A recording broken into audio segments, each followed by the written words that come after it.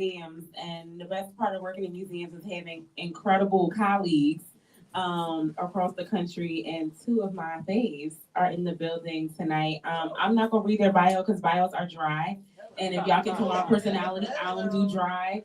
So I'm gonna let my people talk themselves. But really excited to have Malik and Elizabeth guiding this conversation. So I'm gonna just shut up and enjoy. And again, y'all, this is a community conversation. So this ain't gonna work if y'all sitting here being like all uptight and shy. So we want to hear your thoughts. We want to just have a really rich conversation until it's time for them to kick us out. So who are we looking at to know when it's time to start ramping it up? Who am I looking at? I got you. All right, cool. Thank y'all. Stephanie, do you mind if we ask for the lights to be? They had like a little moody lighting earlier, so we see people's faces. Can we get some moody lighting, some mood lighting? We're trying to set the vibe. Come on, ambiance. Yeah, come on, look, the ambiance. Or like an auntie I know says ambiance. That works too. Is this the vibe? No, it was like they had the bookshelf, so you can see people's faces. I just want to see the audience. So we can see people, yeah. So we want to be able to see the crowd a little bit more. Yeah. Great. That's helpful. All right. I'm handing it over to y'all, the professionals. Hello. You hear me? Yes. We can hear you. Ladies first. Hi, everyone. Hello. My name is Elizabeth Ajunwa, and I am a library director at one of the museums here in DC at the National Museum of Women in the Arts. So I come from more of an archival background, but excited to talk more about museums and our thoughts about this film, which I think is really fantastic. Yeah, it's great to be with you tonight. Hello, everybody. My name is Malik Lee. I'm so happy. I'm so happy to be here. I have like over a decade of love for Sankofa. I'm a professor in the art department of Howard University. So, you know. And I, as Stephanie mentioned, met Stephanie working in museums at the Studio Museum in Harlem and at the Prince George's African American Museum. I'm a scholar of cultural sustainability, and my research specifically is around go-go music and culture and how it connects to the larger African diaspora. So we're coming from, some desperate areas, but I think we're going to have some good dialogue, and we're taking up the least bit of the time today. It's really to open the forum and really have a group discussion, but I want to ask you first, Elizabeth, maybe what stood out. I think this is your second time watching the film, so is there anything new that you noticed, or just curious about your initial thoughts? Well, I think I have to think about what I thought this film was going to be, and I thought it was going to be like this kind of typical discussion of the debate of should things be sent back to where they came from. And I thought it would be more of that European paternalistic perspective that we typically get. And so to have most of this film be from the perspective of the people of Dahomey and Benin was just really gratifying to see, and to see that that was what was circling the conversation. So that was the biggest thing that I took from the film. What about you? I think my first watch, I thought this, and then I thought about it again, my second watch. I love the structure of the film and giving so much weight to the sculptures, like in their voice and their tone and the amount of time they took to reach a population to, witness them, but also made me think about the great efforts that were required to take them firstly to France, because we get to see them with planes and with trolleys and all this technology. So I think about the great importance and value in the community, and also from the colonizer, they could see the value of these objects, hence the great effort to remove. So that's forefront of my mind. And also, I think as a Black American watching this film, my frustration with the way that Black American culture specifically is talked about is also, and is always, or almost always, in the context of its social function or its social reaction to oppressive systems. And here in the student discussion, it was nice to see the just pure aesthetic beauty be talked about of the objects, and also some of their spiritual qualities and those that we don't even have the language for. So it's nice to see Black culture and Black creativity get some breathing room to have other realms of importance besides a political function. Although the conversation did go back into a political function. So Yeah, I mean, I think that might be a question that I'll pose to you and then open it up for people to answer if they want to. But one question that I was asking myself, and I think is a question that the student discussion has, is do the works still have the same meaning now? Like, what do you think? no. No, right? I don't think they can, and I think that's fine and valid. I think, yeah, the short of the answer is no, they don't have the same meaning. But what I liked about the student discussion is that it opened up so much, a wider conversation around language preservation, around, I think the word like sovereignty was used. So I think for me, what I enjoyed was that this object that may not have the same value of its origin, it has a new value in that it's sparking conversation about what does the country need at this moment. You know, this object meant something at its time of creation, but now as it comes home, I think it's opening, or I saw on the screen, that it opened conversation and inquiry just beyond itself. So for me, it showed the importance and the value of, you know, receiving an object back, and that maybe doesn't serve the same function, but it operates quite differently. Yeah, I think I was writing down quotes from the documentary, and one of them was, life was taken out of the works and we need to put the life back into it. So I think that really speaks to what you're saying. So I think we can open it up to others Yes, to give their feedback. Oh yeah, we're gonna pass the mic like we used to do, and yeah, talks to each other. We can just sit back and watch too, but we can also enjoy. But we do want this to be truly not a fourth wall, but really to have a dialogue. Hello.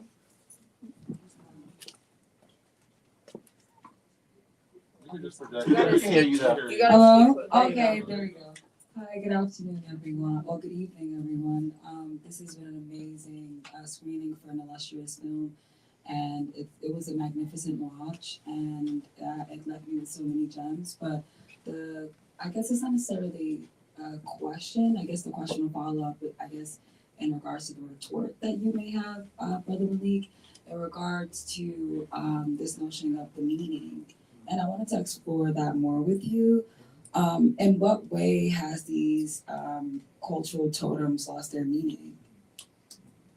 I wouldn't say they lost their meaning, but I think they have a different function or meaning. And the example I'll give is that the closing scene, we see it being replicated. The sculpture that left one institution and one museum that was away from, and even some of the students meant that the most populous, group of people, and now it's back into a museum, back into 9 to 5 hours. You know, I can't read all of the symbolism of the totem, but I saw a machete. I saw hands going to heavens. I can assume that this is some kind of spiritual relic, that maybe it had some power from whoever held it, and now it's enclosed in a glass case. Mm-hmm. So the function that I don't know, but the assumption or the function that I can interpret just looking at the symbols, I'm thinking of one particular item that stood out to me, which was like this scepter almost.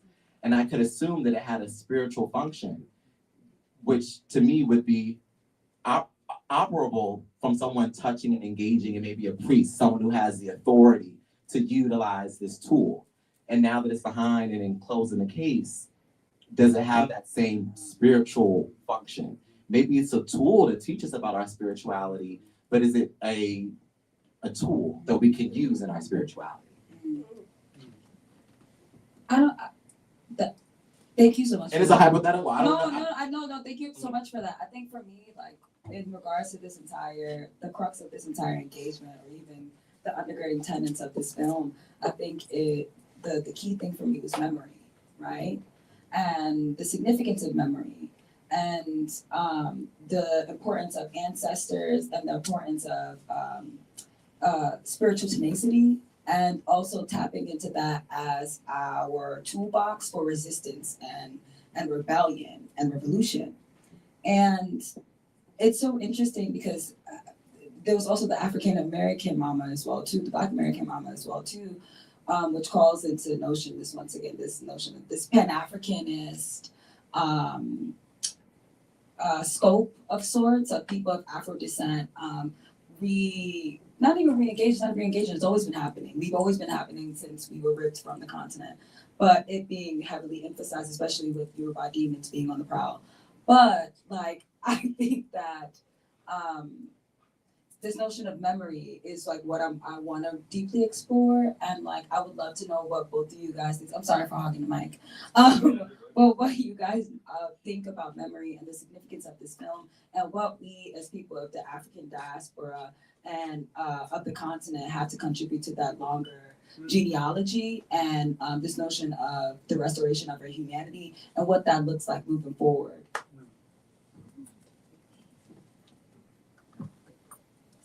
There's a couple of things I want to touch on there. And I want to just kind of touch on your point about losing the meaning in that discussion a little bit more, because I just want to kind of, I guess, emphasize your point a bit more, because in the documentary, there's a part where it talks about, I think, the Gezo, he's not supposed to be able to even look at that item. And so, again, it has to change. You know, it has to be adjusted. Could you hold the mic closer to your mouth? Oh, thank you. I'm sorry. I'm a librarian. I'm just kidding.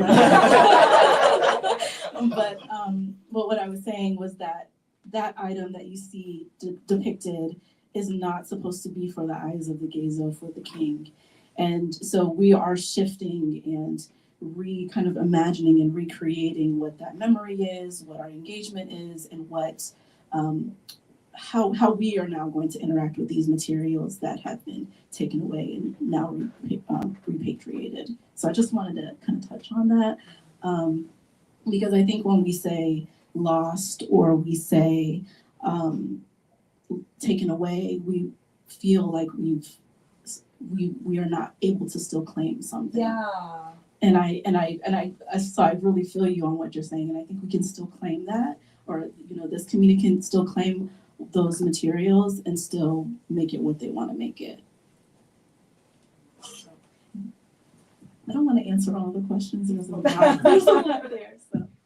Hi, my name is Ariel Alfred. I am a high school social studies teacher, and I also write curriculum for museums.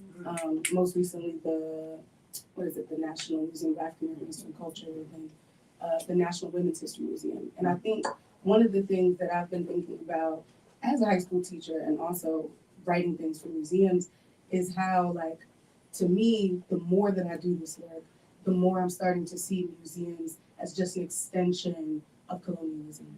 This idea that, like, things that are supposed to be utilized by a people should be taken from that people and put inside glass where they can't touch it, they can't interact with it. And it's like, the severing of the tie between that used to mean something to you, but it don't mean nothing no more. So you can come and look at it and read about it, but you can't touch it. You can't feel whatever you're supposed to feel like, and you can, but it's through glass. It's almost like wrapping, like you shrink wrap a people in a way. So thinking about, even when I visit the African American Museum, there's stuff in there that I'm like, what? That shouldn't be here, because it's not for here. Because as they said in the film, museums are colonial institutions. They're created out of the imagination of settler colonists who want to see the things that other people have created, right?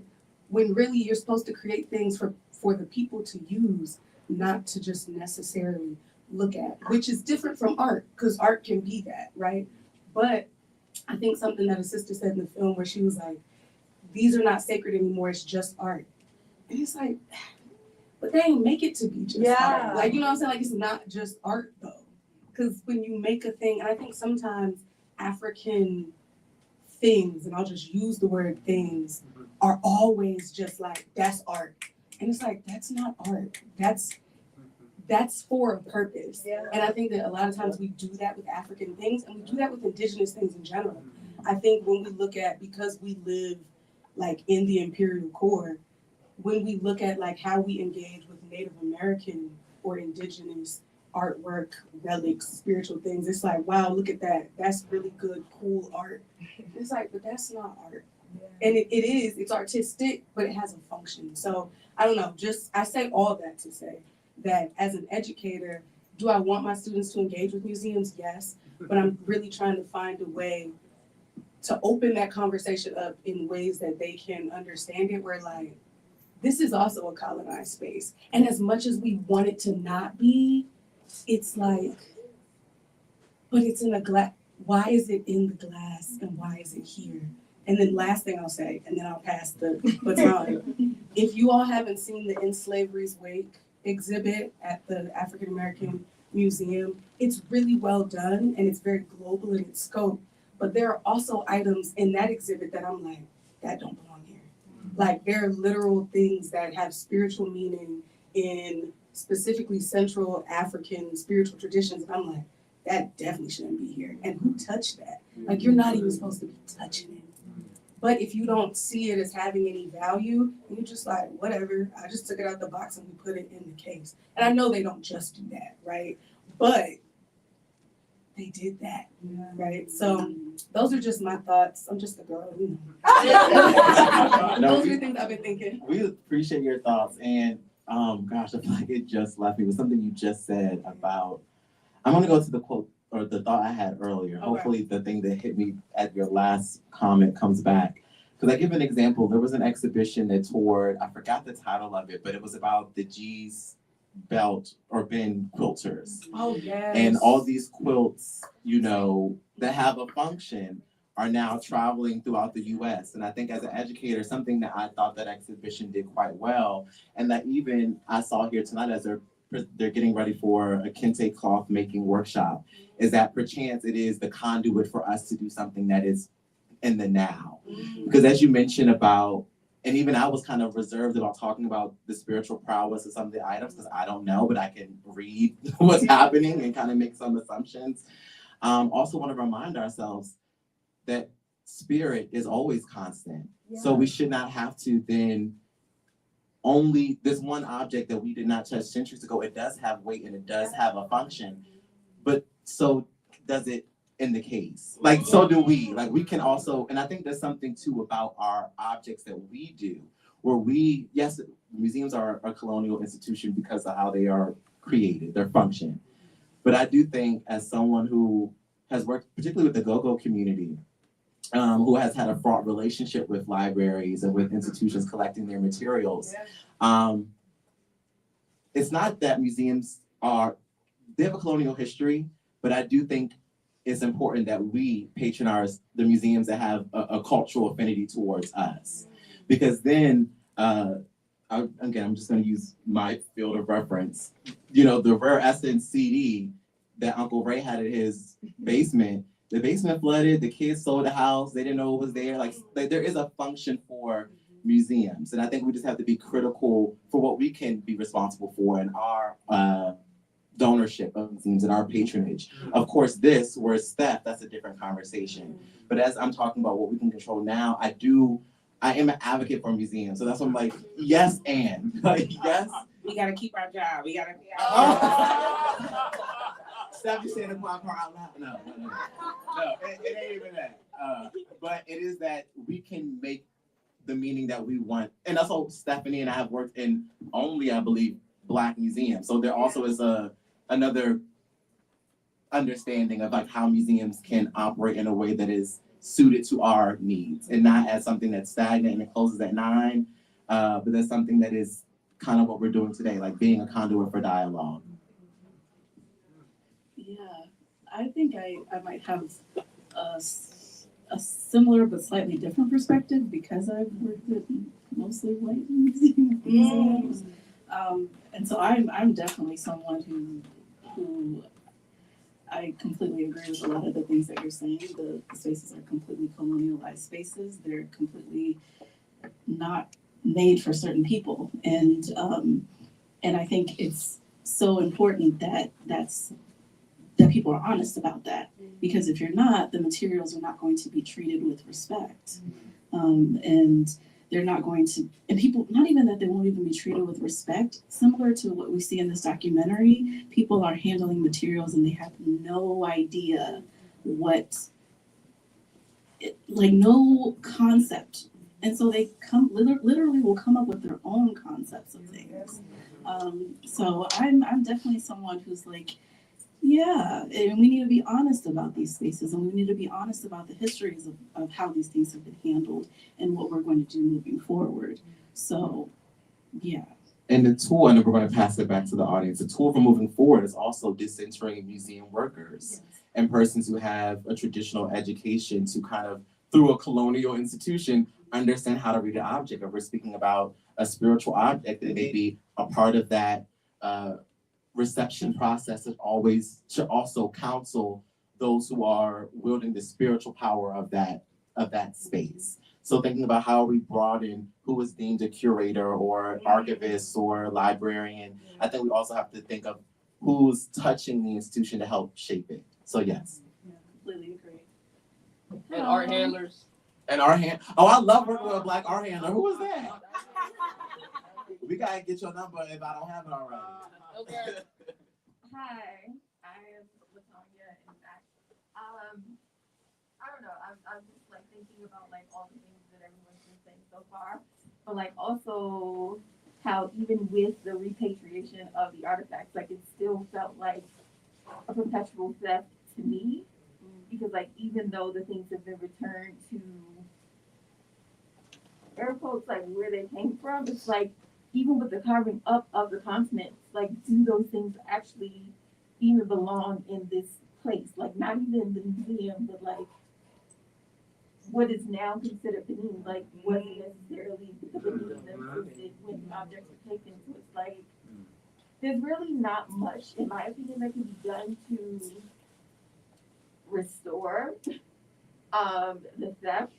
But it's, I don't know, it's interesting. It was just interesting to hear all the students talk about what the presence of the objects meant to them now. And I think a part of finding meaning in the now is to the extent that it's possible, because like sometimes it's just not, but like to the extent that it's possible to understand the history and the function of a particular piece, so that even in the now you can engage with it in a way that like it was intended. Because like I don't know, like one thing that I really enjoyed about it was that 26 had a beingness, I guess, like an aliveness. Like 26 had its own perspective of its traveling, its being in France for like ever. Oh, I'm sorry. Okay, sorry. 26 had its own perspective about like leaving, returning, in its own internal confusion. So it's like it's not even just up to the people that it's then returned to try to understand the object, but like the object itself was trying to understand its place in the world. And I think that that's all, to me at least, very spiritual work. And I mean, I don't know, I won't say what I think about museums because I don't think it's necessary. But yeah, I don't know. I just think that restoration is a very fraught concept, because there's, in a lot of ways, like there's not much that you can do. And then even just looking at the fact that they only returned 29 out of like 7,000, 26 things out of 7,000 have been stolen. They also didn't like send no money. Like there's just like so much wrong to me with what happened. And even as it being something to be happy about and to be grateful for, like it's still so fucked up in a way that like, I don't know, I'm glad that like I don't have to interact with those things personally, because like I think I would just have a really hard time. But yeah, I don't know, it's just, it's, my brain is going to violence now, so I'm gonna give the mic. I don't know if I should just jump in or, okay, I'll just jump in. I think that's a great point. What everyone said has been amazing, but I guess it's a question / comment, but museums itself, as you said, is, as people have said, is colonial, but colonialism is a part of our history. And I do think that sometimes what this film showed us was that culture is not stagnant, it's always evolving. And these structures themselves, for them too, is a reminder of colonialism in a way that isn't always the way it is in the United States per se, and how things have been taken and how those things meaning obviously change because they're brought back. I also really thought about what does it mean for the sculptures themselves to be back, them having to deal with obviously seeing a whole different Benin evolve past the time that they were there, and how that's just a contention that a lot of we all face is just like wanting a reclamation of home but not being able to ever fully have it again. So I don't know, I just think that museums obviously are colonial, but colonialism is a part of our past, so it's like how do we use the museum to allow us to see ourselves and see parts of ourselves that we don't want to really talk about. I'm gonna jump in real quick. I'm here in the back, but I wanted to answer what the previous person was saying right here in front of me, because I think that you brought up a really important point on restoration, and I think it's kind of a nuanced topic because yes, we want restoration, but at the same time, like for example in the film, yes, they decided to give back some of the artifacts, but again, they didn't give all the artifacts back.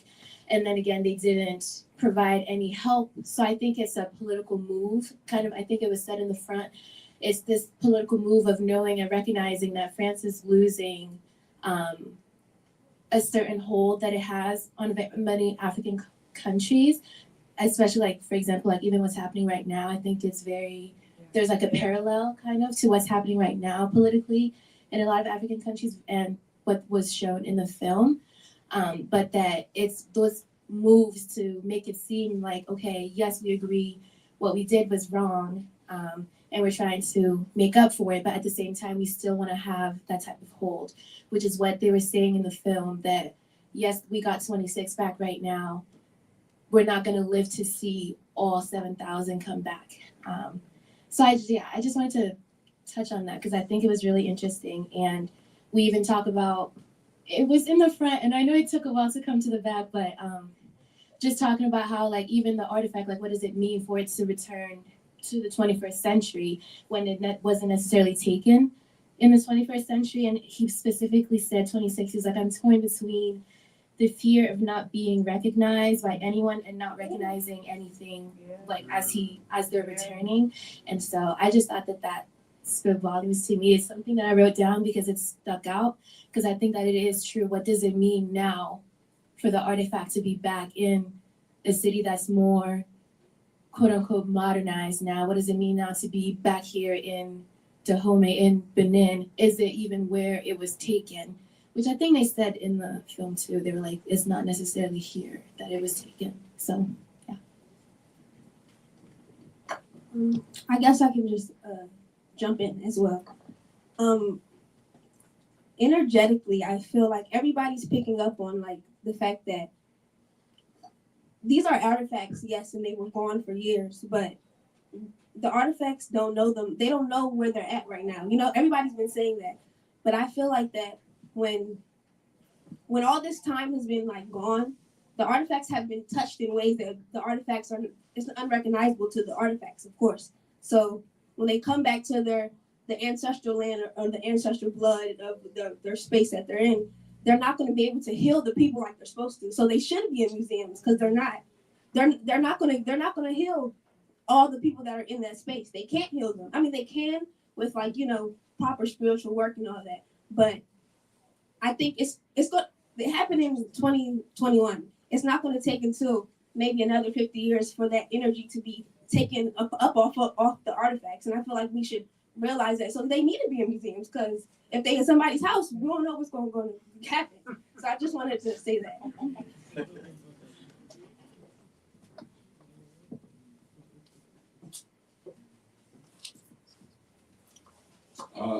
So this is also my second time seeing the film. I actually did download the free trial for movie to see it the first time. No facts. And one of the things that stuck out to me this time watching was there was a moment during the student conversations where one of the students talked about how, yes, it's nice to have these artifacts back in museums, but it doesn't really change the material reality for a lot of the people. You know, the girls in the remote villages who can't go see the artifacts, the working class mom who can't go to the museums to learn about it herself, to teach it to her sons. So it's making me think a lot about, you know, the ideas of restitution versus reparations. Like, how do we? Is there a way that we can? And here we are at Sankofa, you know, looking back in order to move forward. So Yeah, come on. So I'm just trying to figure out, like, is there a way for us to, you know, find? Is this a balancing act? Does one thing have to give for the other? Or what is? So I'm just curious. You know, restitution being, you know, getting things back that rightfully belong to us and belong to them that we can engage with, versus reparations. You know, things that materially and tangibly change our reality. Is there a give? Is there a way to find balance between the two?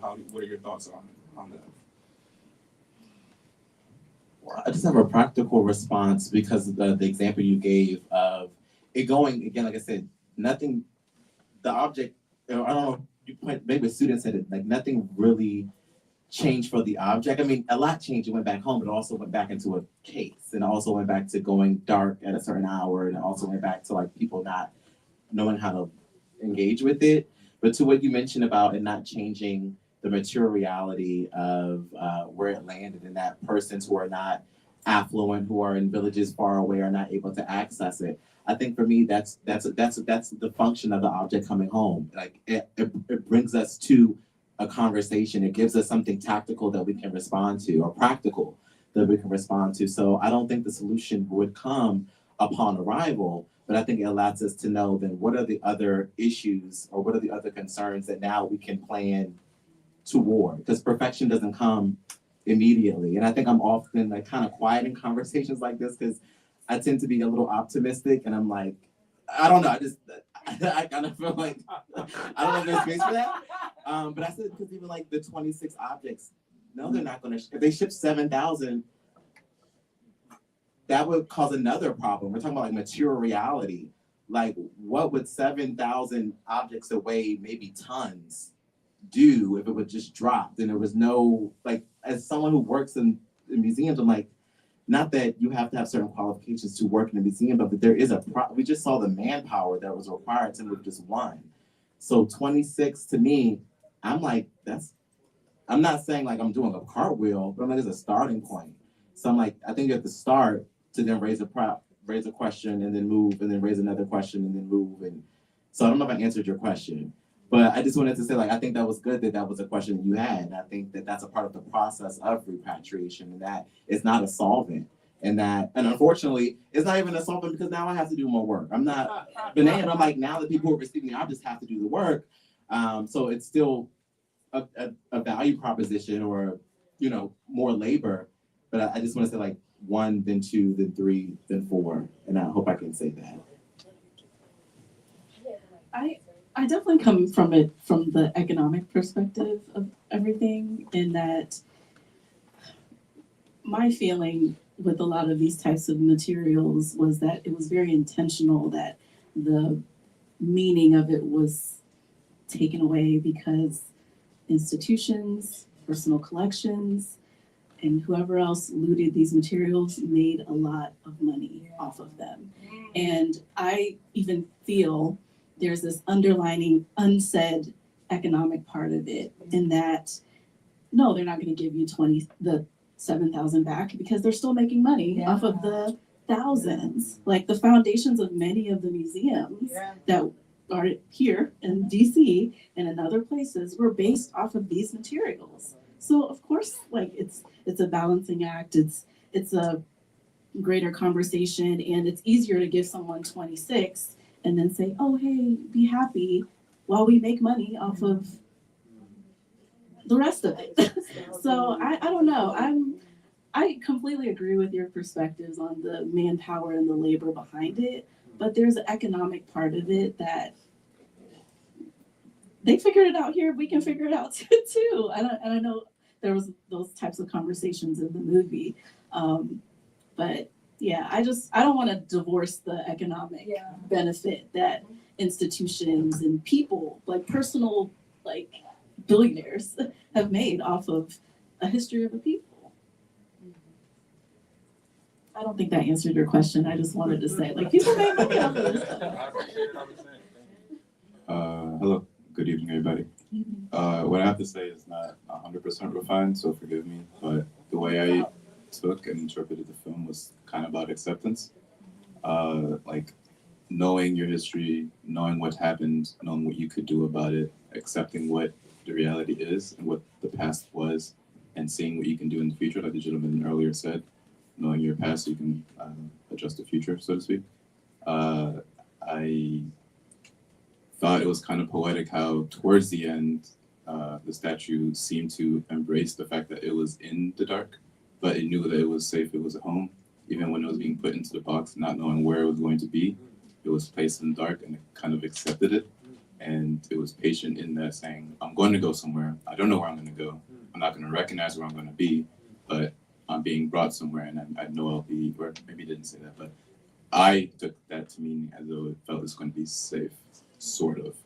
Like just the way it was handled, being put in, taken out of the box, being transported. I felt like acceptance was something that spoke to me throughout watching it.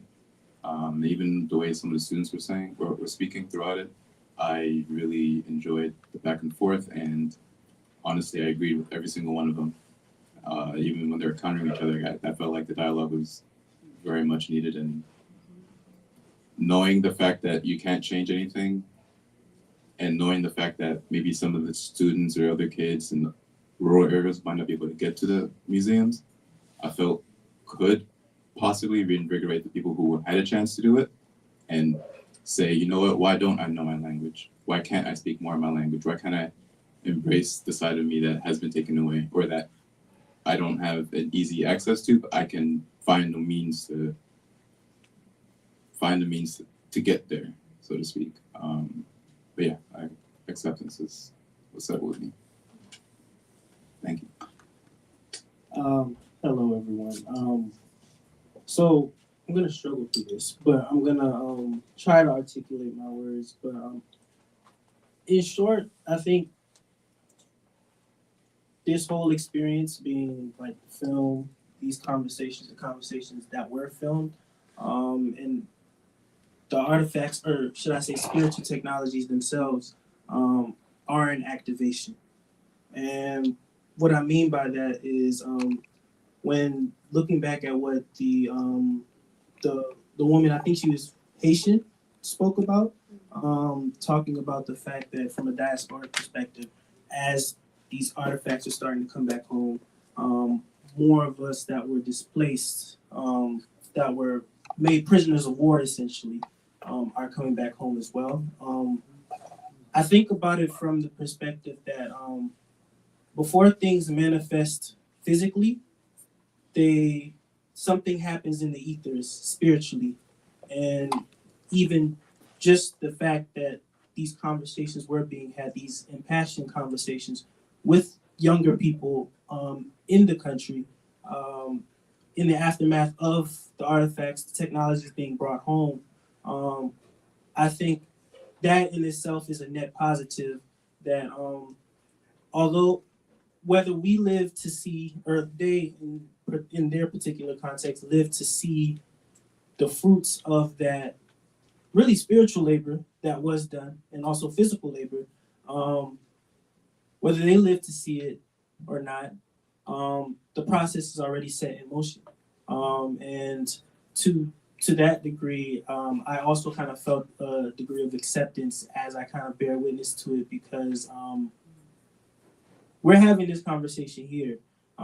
There are plenty of people that are watching this film in different parts of the world, and I think that in the larger zeitgeist, there is this larger conversation being had about reclamation of our symbols as melanated people everywhere. And I think that this conversation will continue to be had as the contradictions of colonialism continue to unravel, and we will all continue to navigate what home is to us, because as the artifacts were navigating home in many ways, the students were navigating home in many ways. I think us here were navigating home in many ways, but still there's a rootedness, at least that I personally feel, in that like this is what you do when you're home. You have conversations about these things. You have conversations about how to navigate the contradictions of life. So that's kind of all I have. But yeah.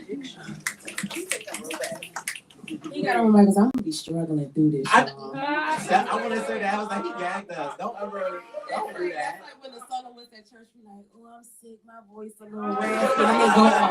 Please. On the topic of home, can I add something real quick? Do you mind? Do you mind? I didn't even see the mic in your hands. Do you mind? For real. On the topic of home and in terms of like what you do in the home, I want to add a word, and it's like I don't even necessarily like this group of words, but it's what you should be able to do in a home, a healthy home, an accepting home, a loving home. That's all. Yeah. Okay.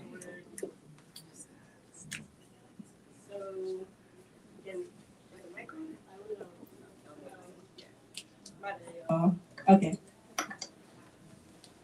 So for me, this is also my second time watching it. I'm so grateful I had the opportunity to watch with everyone here.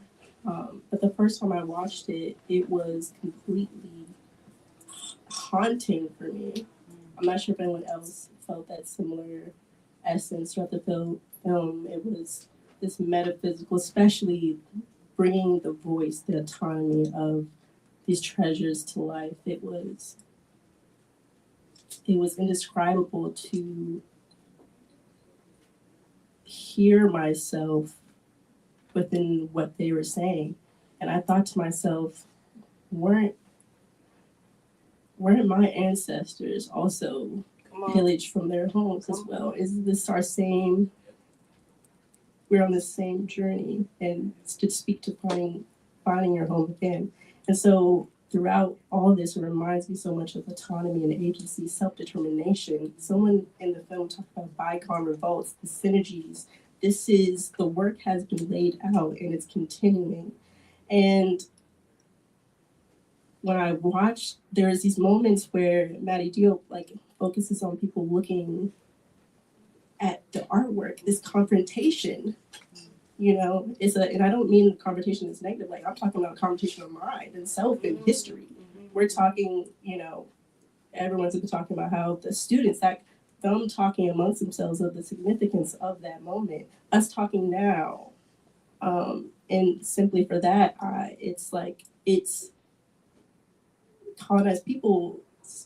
For me, I feel like you're experiencing this cognitive dissonance in so many ways, and you're finding there's so much more to say. But for me, it was haunting for that first watch. But I guess what I want to point to is this other idea of this, how they spoke about immaterial versus material heritage, and the continuing of that. It's just, I don't know, also fascinating to me. And I'm just grateful to be in conversation with you all tonight. I'm sorry if that was a babble, but I literally cried for I don't know, just after I watched it, I cried for so long because I was like, it was so relatable. And not to make light of it, but to see people reconcile with all that was and all that's to come. And to be, for me personally, as an aspiring archivist, to be excited for how do we want to remember this moment? Also, how can we stay present in this moment for each other as well? And so, yeah, but thank you guys. Just really quickly, this came up, and just to bring some levity, because I'm about to burst into tears, because you really, yes, everything you said is a yes. So the artist, do we pronounce his name Ligon? Is that how you pronounce it? Yeah, Glenn Ligon. That's how we pronounce it. So he has all these works, these text works that are Richard Pryor quotes, and my favorite one, I love it so much because I went to Africa the first time when I was 15 with this organization called Dessert Club. There used to be a thing in DC as well. I don't know if anybody's Dessert Club alumni, but they would take teenagers to Africa and just let us wild out. And so the whole thing, because the program is 2 years long, right? So it's they say, oh, we going home, we going home, we going home, we going home. And when I got there, it was kind of like, okay, what? You know, I was like, why don't I have this feeling of home when I got there, right? And I've been back many times, and that feeling, I never felt that feeling. Is that they said what happened for us, right? And I think the film really kind of spoke to why I didn't have that feeling they hyped up to us. But to take it back to the Richard Pryor quote, he said in the stand up, yo, I was so excited. I went to Africa and I was like, oh, I'm about to be back at home with my family. And none of them niggas knew me. and you know, and that's the thing, right? It's like you're going back to Africa and like, oh, you know, I'm tapped in. You know, I grew up with a Pan-African kind of family, and I'm like, oh, you know, I'm feel so connected. And when I got there, they was just like, girl, you want a bracelet? And that it wasn't giving no sister for real, like, you know, and it's like, how are we defining like what home is? How are we connecting back to the continent in a way that's like authentic and not in a way that's like what's the word I'm looking like kitschy? You know what I'm saying? Like, what does real repatriation of people look like? You know, because now everybody goes to Ghana and Lagos, you know, for Christmas, and we partying and we clubbing, and that's cool too. But I like being outside. But what does that mean to really reconnect yourself to this country where people don't know you? Like, you talking about my sister or they like, girl, who? You know, like, what does that mean? So, all right, so there's a few things that you just brought up and I want to address. And I guess I will begin with, this is the second time that I've seen this film, actually. The first time I actually saw with the filmmaker, Monty Job. And one of the things that she discussed was this notion of home. And this is a thing that's been reiterated throughout this entire conversation that we've been having, is this notion of home. And the crux of what she espoused is that it's the decentering of whiteness, right? And when we talk about whiteness, it's this byproducts of colonialism, of being displaced, of being kidnapped, and it's undergirding it being rooted in memory. So keep that. I talk like jazz, so we're gonna put a tap on memory. So with the notion of home, like I lived in Nigeria for almost 2 years. And don't get me wrong, I thought that, oh my God, when I first came out, oh my God, yes, like, you know, like, oh my God, I'm home, you know, brother, sister, you know. But that's not it. Like, it's more than, oh my God, we're of the same color.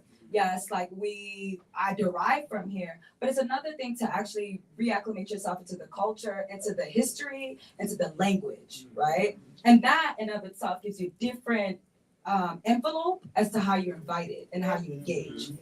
It's not just my brother, my sister. Yes, you my brother, my sister, but also it's like, what's tea? And you're not gonna tell everybody what's tea. You feel me? So with that being said, it goes back. I wanna close that and I wanna open up the notion of memory. So memory, my mother always said this thing, and I'm like steep into African spirituality, Black spirituality. And it's also another part of the conversation that's been permeating through is like, it's memory. But one thing she said is, we have our orishas, right? We have our deities. We have our sanctified, deified entities that we lay homage or reverence to. She was like, you don't think white people do too?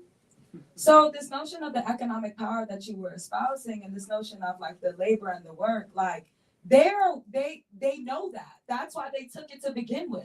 Like, why do you think that they were able to thrive at the virulence and at the tenacity that they were able to? Was because our spiritual power, our material assiduousness is what one of the brothers was saying inside the film, was taken from us, and it was utilized as a battery pack for them to be able to be parasites. And it's not just us as Afro-descendant people. Look at indigenous folk, as what you were saying earlier. Look at the Asian folk, irrespective, like Japan, Korea, China. But look at Asia, look at melanated folk. And also white people did it to themselves as well, too. Irrespective of melanated people, they began with themselves, too. So let's not make this white people evil. No. They did it to themselves first, right? But I think that the core of this is like, irrespective of economic, irrespective of labor, the core of it is spirituality. And you talked about the notion of spiritual technologies, and I think that's the core of it. And when we talk about our spiritual technologies, that really is our bag for revolution. That's our bag for restoration. That's our bag for remembering. I just want to say, because even I love you. I mean, but I said I know you guys do. You guys are amazing. Can you say it 2 more times so that you said it 3 times? I love you guys. I meant the part about the spiritual technologies being the battery. Oh, well, that's why I wanted. Oh, being our back. But that's why I wanted. That's why I want to interject, because I feel like the conversation felt kind of somber, because it's like we didn't get all of the 7,000 items left, and I think that's also our colonized view of the objects having weight, because they are material objects that we cannot then tap into and create and continue to, like, they came from us. Yeah. So I'm like, yes, they have, like, they're imbued with weight and merit and spiritual prowess, but that is all by virtue of the human hand and human psychology and human connection to spirit that made them. And I think we collectively are not doing that work. Yeah. So I think it's easy for us to, when it comes back, it's not going to change the financial situation. It's an object until we activate it and give it something to do. Like, I keep coming back here. I'm like, these masks, this kind of altar area, it's just an altar until you light a candle, until you like do something with it. And I think that's why I'm like, yes, it's not the full 7,000, but let's start with 26. And not saying start because I'm happy and good for you, colonizer. For us, like, are we prepared for 7,000? Are we even prepared for one? Because I looked at that and I'm like, I can know what that is. Who's this? Who is it? Shango? I don't know everything. So I'm just saying, like, I think a lot of this conversation to me is also like our own psychology around what we deem as valuable, and kind of almost diminishing that this is valuable. So when we're saying, like, it's energetically, like, we're having these conversations across the globe because of this film, because like it's doing something. And I don't know, I just wanted to, you were spitting, so I just wanted to. I'm just gonna jump in. I'm gonna jump in the back, and I'm just gonna Wait, Tiff, hold on real quick. Okay. Can you speak to a layperson who has their own collection? Okay. What do you say to them when they're trying to find a place, a safe home for their thousands of collectibles? I mean, I know somebody personal like that, who have doubts about sending it to the Smithsonian because it's just going to be locked up and not anything done with it. So how would you speak to them? What would you say to that person? Well, my question first is, these 1,000 objects, what value and use do they have for the person currently? Because that would help me guide where they would feel they would kind of mimic or replicate that use and value. So to that person, it could be yourself, but I'm just giving a hypothetical. I wonder for them, what is the use and value? And then is there an institution? There may not be one, but is there one that then is aligned and has some kind of, allegiance? And if not, I'll look to my peers, like, and not everyone's going to build a museum, but it's like, what can we do? The go-go community was, I'm giving an example that I'm familiar with, was dissatisfied by their relationship with museums and libraries, and they decided to create their own institution, the Go-Go Museum and Cafe, where they now know eye to eye. I know the stakeholder, I know the archivist, I know I'm in the board meetings making the, decession planning, and I'm the one making the policies and procedures. So I'm not saying because you have 1,000 object collection, you need to start an institution, but I'm giving it as an example that there's alternatives that are emerging besides the Smithsonian. And I think conversations such as this, where we can meet some of those people who are leading those initiatives, are helpful. But to answer your question more specifically, I think I would be curious to know the specificity of the collection. And really quick, and I'm here too to chat after as well. Eric Andrews, he lives in Brooklyn, and he's the owner of the largest collection of African artifacts by a Black person in America. And his house is insane. So for somebody that's looking for a place to put them, I would definitely suggest reaching out to Eric Andrews, because he knows what to do. And he's been working on this collection for 40 years. And what needs to happen now, though, is young people need to help him with the collection, and we need a succession plan, but definitely reaching out to Eric Andrews. So if you hear the mic. Yeah, I'm just gonna piggyback off what you said, Audrey and Malik. And Malik, like you, I feel like maybe sometimes I sound a little a little optimistic about this type of stuff because I don't really think about white people. So I'm just trying to keep it above. I don't That's know. what I'm saying. Like, I that's not a feel like problem. the conversation being centered around them, I'm like, whether it was 5, 26, I'm like, period, like, give it back. So, it's, I do appreciate everyone's perspective because I think everyone's perspective is needed, especially if I'm like, I'm not thinking about white people. It's good for, everyone to have their thoughts around it, and we need that. But going back to the spirituality factor of it, I wouldn't even give them, like the statues coming back, I wouldn't even give all the credit to,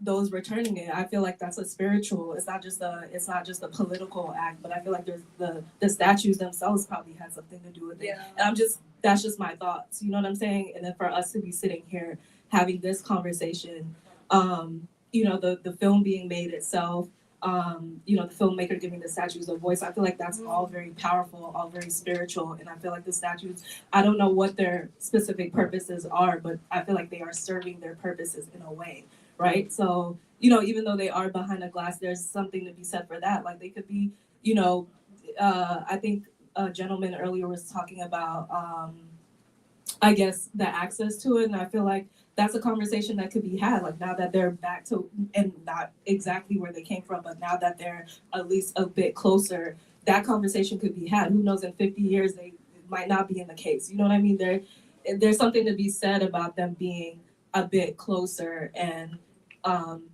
don't want to take their, I feel like we're giving a little too much, you know what I'm saying, to like, colonization really, they did a lot, but I feel like they did. But I feel like the statues themselves they're kind of working in tandem with the people, and people are now having conversations, and what does it mean to speak your own language, and like all of these things. So I just feel like there's like a activation happening, whether the statues are in a museum or not. And that's just my opinion. I would say that they still have some sort of spirituality. And Malik, you started the conversation earlier saying that spirit is like, it's not just encased in the, you know what I mean, and behind the glass. It's everywhere. So I feel like, we're all kind of working together in a way. So I feel like this conversation is very powerful, and all of our perspectives matter. But like, I personally don't give too much to the other girls, Yo, we have about 10 more minutes, so if you have a comment, please. I just wanted to say something really quick. The film to me was a displaced object attempting to go back to its displaced people. Yeah. Because I think, really thinking about it, like, we have been colonized all over the globe. Like, our people on the continent are colonized. Like, mentally, these artifacts are parts of our history as well. Like, we need them to tell our story as well. Before humans told stories, we used our hands to create. Like, our ancestors used their hands to create. And to me, these statues tell a story. They're part of the story of our people. So I really want us to think about, like, it's also a remembering. It's part of our memory, but we're remembering. Looking at this art, like, I'm from Sudan, like the land of the Nubians. Like, our land, our objects, our art, our people, our history, our memory has been displaced and scattered and told in so many different variations throughout the globe, with no opportunity for my people to tell the story for themselves. So I just want to say, like, the students sitting there and resisting and telling the story from their own source, like watching her say, like, I don't know the language of my ancestors, and there's words and feelings that I cannot even say. That was really powerful to me. Like, that really struck a chord for me. And I want to say, like, yes, we are displaced, but our bodies, there's something in us that is always remembering. Yeah. Like, we're always remembering something that maybe our conscious has forgotten, but there's something deeper that we'll never forget. Like, there's an area that they will never be able to touch. Like, there's like a physical, yes, they take the objects, but there's something in us that we'll not forget. And part of resisting that is telling them, give us our shit back. Like, it's gonna be in our museums. We're gonna use it to tell our stories of our people from our mouths, from our voices. So this is just a very powerful film to me. Just very, very powerful, very beautiful. I Flashing. I had one closing thoughts. It was. Oh, sorry, bro, because we have a brother right here that has. Oh, yeah, go ahead, go ahead. I can't see, go ahead. Not sure. Okay, I guess it's working. Okay. Couple of things. One, to the panel. I don't know whether you saw the people in the procession up the stairs to the museum in African attire, carrying staffs of gold and all kinds of stuff. Whether you saw them as, I guess, the living people connected to the past, the gods and whatnot, and the kings who were captured in the artifacts, and was wondering what you thought of them and whether you thought, I mean, there probably was a clean break. I mean, there probably was not continuity. I'm sure the French squashed a lot of what there was of the tradition and the traditional authority. But I wonder what you thought of those people and why they were put there in the film. You know, what are they just I don't know, a recreation or a mockery? What did you think of those people coming up the stairs? But to segue off something else on what to do with a collection of artifacts. Can we answer that question? Sure. first? Okay, I got you. Cool. Yeah, I mean, I think, I definitely wouldn't say that I think they're like a prop or something like that. I think that's what you were kind of alluding to. But I think it's maybe a complicated feeling, you know, and we've been having conversations about home, and part of home is like kind of the uncomfortable conversations of where, and it's talked about in the film of where the kind of royalty, those people, where they, what role they had in everything. So I think it's a very important part, an important continuity of the history. So yeah, that's my thoughts on that. And I would agree. I wouldn't say they were like trying to replicate or reenact a time of past. I mean, they're continuing in their tradition. I mean, they just look fab. For me, I'm like, they're dignitary. You did your job. Like, you suited and booted, you look good, the gowns.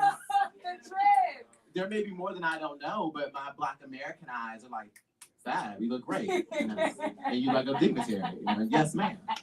Then something else on a possible option if you had a collection of artifacts. I was in Curacao, and they have a museum of slavery, a slavery museum, where a dentist who made a whole lot of money there lived in a mansion and left his mansion and these artifacts. And they are a museum of slavery going from biblical times up to the Middle Passage and up to current contemporary Black American life. So that could be something that the person with 1,000 artifacts could do. You know, leave a house and leave a place and leave some money and leave an institution that could become a museum that is not at all colonial.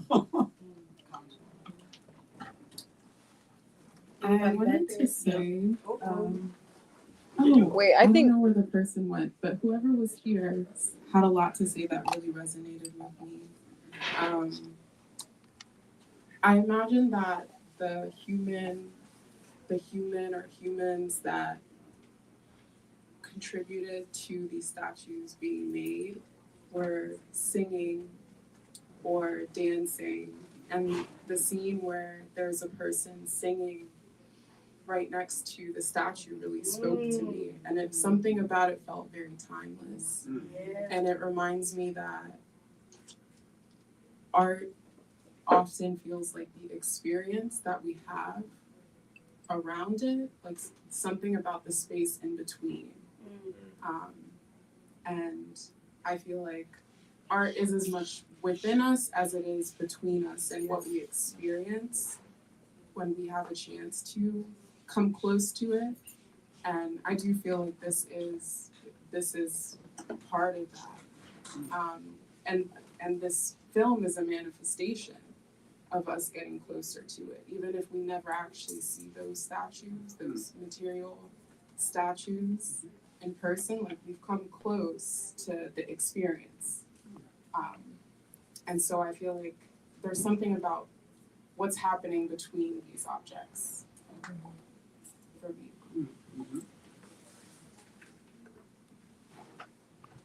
All right, we are at the 8:56 mark, so. So we do our final right here? Okay. May we? Thank you.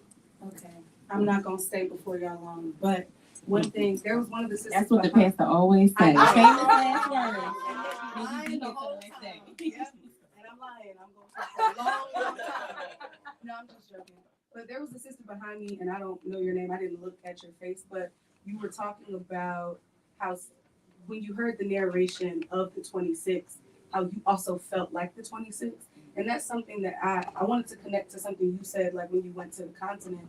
And sometimes when I travel the world as an African American, sometimes you can feel like an artifact. Because you're like a thing that people want to look at and talk to, and they want to touch you, and they want to know, like, can you rap? And like, you're an artifact in a way because our culture specifically has been exported around the world, and honestly to great detriment to ourselves and our culture, right? But like everybody has had a piece of us in some way. So when you travel around the world, as I have, I do sometimes feel like an artifact. And then to your point about like the first time I went to the continent, I too didn't have that feeling, but I think homecoming is revealing and it starts the conversations that need to be had. Because I think for me, the conversation is like, dang, why don't I feel that? Like, that's the first question. Why don't I feel that? Or why do I feel like an artifact? Why I feel like they gawking at me? Like, why do I feel displaced? And then the question around displacement and memory, it's like it's a reckoning that's happening. So I feel like I did feel what the artifacts were feeling because I felt like them. You come back and you don't recognize nobody and don't nobody recognize you, right? But then, to your point, I did, when you start to really engage with the people, I started to recognize them. It's like the more I started talking, specifically to women, I was like, oh, I know you. Right? Like all of a sudden I'm like, oh, I know you. And you're different than me, but like also I know this. So I think sometimes we need to start asking ourselves what is actually our engagement with the continent, because sometimes we also have a colonial disposition when we travel as Americans. Sometimes when we're going, we're like, yeah, you supposed to come and be like, hey, what's up, my sister? And it's like, but yeah, I don't know you though. And it's like, but that's valid, because I wouldn't go to somebody's neighborhood and be like, y'all know me? Like, no, I don't know you, right? Like, I don't know you. You know what I'm saying? But I feel like the more you engage with the people, and I'll also add this and then I'm gonna shut up. The more that I engaged with my own culture as an African American and started to read more folk tales and cook the food and like speak the language, because we have a language, we'll talk about that later. Like, and the more that I dove into like hoodoo and Bantu-based religions and all of that, I was like, oh, we're a complete people. And then I started to engage other Africans in the world as a complete person. So I wasn't walking around with this like deficit where it's like, I'm not a real person. I'm not from nowhere. I'm not from nobody. I ain't got no language. I ain't got no culture. Because that energy projects. So you almost show up in the world as like, I'm a stepchild and don't nobody love me. And then you kind of just walk that around the earth and everybody's like, what are you talking about? You have things. We have things. And I think the more that I started to assert that for myself, now I'm welcome wherever. Because I'm like, I'm African just like you African in a different way. So it's just what it is.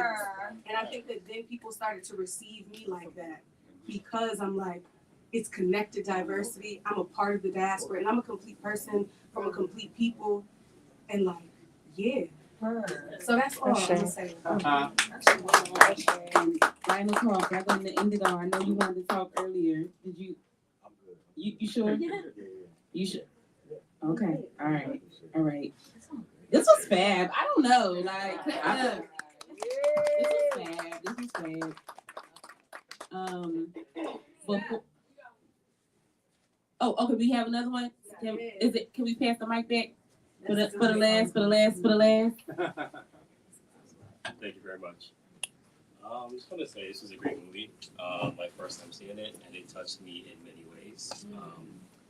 First one in seeing how, kind of going back to going home, being from Nigeria, I've had a lot of people come to me and talking about, oh, you're African, let's connect. Or I'm coming home, and it's like, what are you talking about?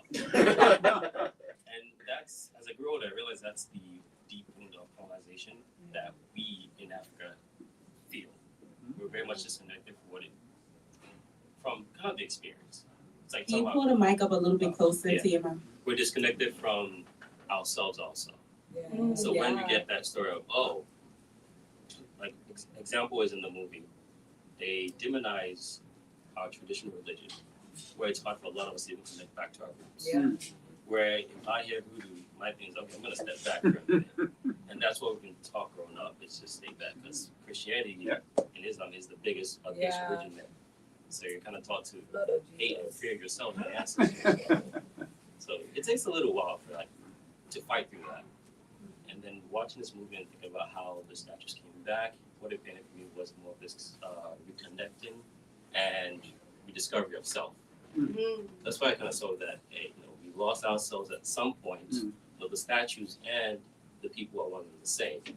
Eventually, you lose yourself, then find yourself later on as an adult, and reconnect and see what comes from that. Like that's like an opening for new paths, for new possibilities.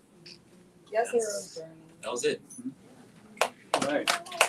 See how iconic community conversations are. Everybody has something so brilliant to say, and I really appreciate y'all really giving energy. Y'all was a little uptight in the beginning, but y'all warmed up, and I appreciate it. So again, thank you so much for coming out. Do y'all want to say how people can follow y'all, support y'all? Sure. I'm Liz the Movie Girl on Instagram. I don't post, but I lurk on people's stories and stuff. But yeah, I'm at the National Museum of Women in the Arts. Our library is open Tuesday through Friday, so if you ever want to stop by and say hi, And every say first hi. Sunday of the month. Oh yes, free. that's one of my staff members back there. So thank you. But yeah, so I'd love to have these conversations, especially about archival work and saving our memories, saving our histories, and so yeah, that's me. And I'll just say, I'm excited to curate some exhibitions at Howard's Gallery. So if you frequent Sankofa, now that that's my new hat, I'll be putting some postcards in Sankofa and just spreading awareness to people to also come across the street and check out Howard's Art Gallery. And I just want to say thank you again, Stephanie, Hebrew Black Cinema Club, and Sankofa. As a Howard alum and professor, I just love this place so much. So I just wanted to say thank you to Sankofa. Thank you. And you can keep up with me via Be Real REEL Black Cinema Club on Instagram. We are a film club that meets up monthly at different film screenings in Brooklyn and Philadelphia. But we also promote things that happen in the DC, Maryland area. So, our goal is to pack out the screenings of independent Black films, because if we don't support our filmmakers, everybody else will, actually. So, no shit. I started the film post. I was like, why am I at the Black movie and I'm the only Black person here? What's happening? So be sure to follow us and support the independent filmmakers in DC and across the African diaspora. And of course, this is your first time at Sankofa. Don't let it be your last time. You can find out about more events that they're hosting on their website, sankofa.com/events. So make sure you pop out and support. Also, if you want to purchase books, please do that before you leave today, and just continue to support Black businesses here in DC. So thank y'all again. I have one more call to action. If we can get all the lights on so we can get a little photo, because I need to let Movie know that Black people will come out to see a Black film if you put it in the community and not put them in theaters where we do not frequent. So I just need a quick receipt. But look happy, look excited, y'all, for this little group photo. Y'all want to get up if y'all want to do the old school pose. I'm taking a picture this way, so y'all can stand up. Y'all can do whatever y'all want to do, whatever y'all feel. We can get a cute little group photo. But also for our house. That was cute. Me, I'm a person. Then I'm gonna get it. Yeah, I'm over.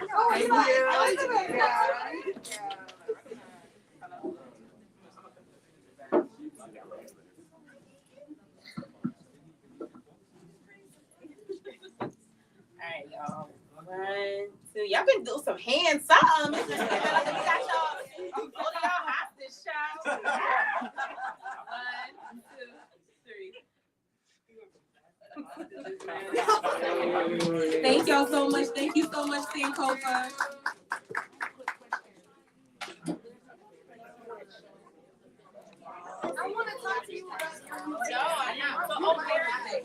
Hold on, real quick. Dahomey is being screened tomorrow at Sun Cinema at 6 p.m. and 7:45. So tell your friends to pop out and support. I was looking at my ticket right now. I just did it like while I was